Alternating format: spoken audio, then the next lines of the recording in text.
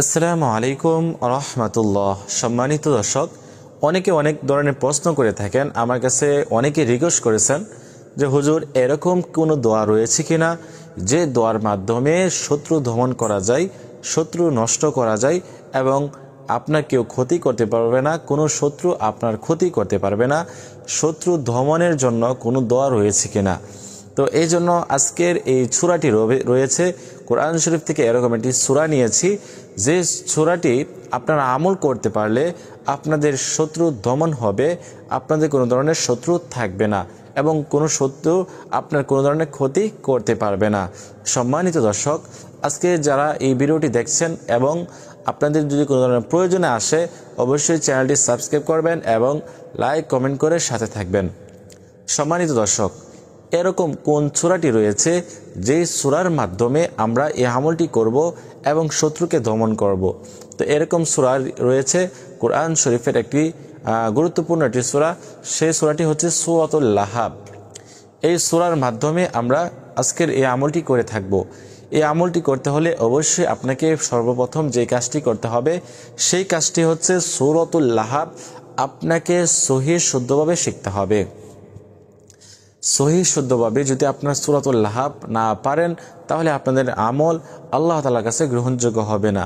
সেই জন্য আপনাকে অবশ্যই ৫ ওয়াক্ত নামাজ আদায় করতে হবে, পাশাপাশি আপনাকে এই সূরাতুল লাহাবের আমলটি করতে হবে।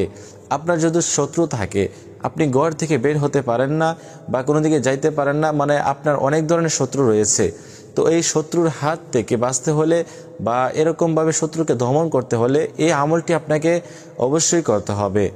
আর এই আমলটি করতে পারলে অবশ্যই আল্লাহ তাআলার রহমত আপনার উপর আসবে, আপনাকে কেউ ক্ষতি করতে পারবে না ইনশাআল্লাহ। সম্মানিত দর্শক, তো এই আমলটি আপনারা কিভাবে করবেন এবং আপনাদেরকে রিকোয়েস্ট করতেছি, যারা এই আমলটি করবেন তারা অবশ্যই আপনারা প্রত্যেক নামাজের পরে অবশ্যই আয়াতুল কুরসি পাঠ করে নেবেন।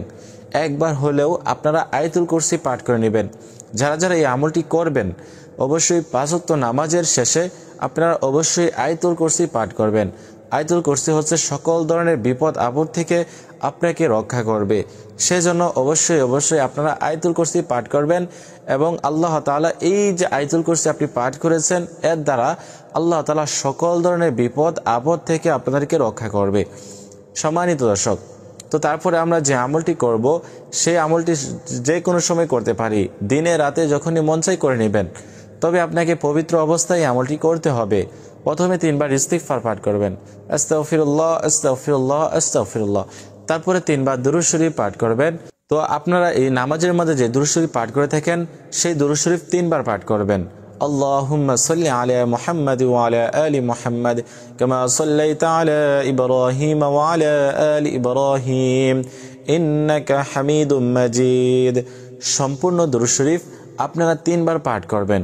যারা এই দুরূদ শরীফ পারেন না তারা শুধুমাত্র সাল্লাল্লাহু আলাইহি ওয়াসাল্লাম কয়েকবার পাঠ করে নেবেন। তারপরে কাজ হচ্ছে আপনাদের সূরাতুল লাহাব 7 বার পাঠ করতে হবে। আপনাদেরকে সূরাতুল লাহাব 3 বার 7 বার পাঠ করবেন আপনার শত্রুকে উদ্দেশ্য করে। তো আপনি এই সূরাতুল লাহাব শিখে নেবেন সহিহ শুদ্ধভাবে। আউযু বিল্লাহি মিনাশ শাইতানির রাজিম, বিসমিল্লাহির রহমানির রহিম। তাব্বাত ইয়াদা আবি লাহাবিন ওয়া তাব মা আগনা আনহু মালুহু ওয়া মা কাসাব سيصلى نارا ذات لهب وامرأته حمالة الحطب في جيدها حبل من مسد। এরকম ভাবে আপনারা সূরাতুল লাহাব সহিহ শুদ্ধভাবে শিখবেন এবং আমল করবেন। 7 বার পাঠ করে শেষে 3 বার দুরূদ শরীফ পাঠ করবেন এবং এই আমলটি আপনারা শুধুমাত্র আপনার শত্রুকে উদ্দেশ্য করে আমলটি করবেন।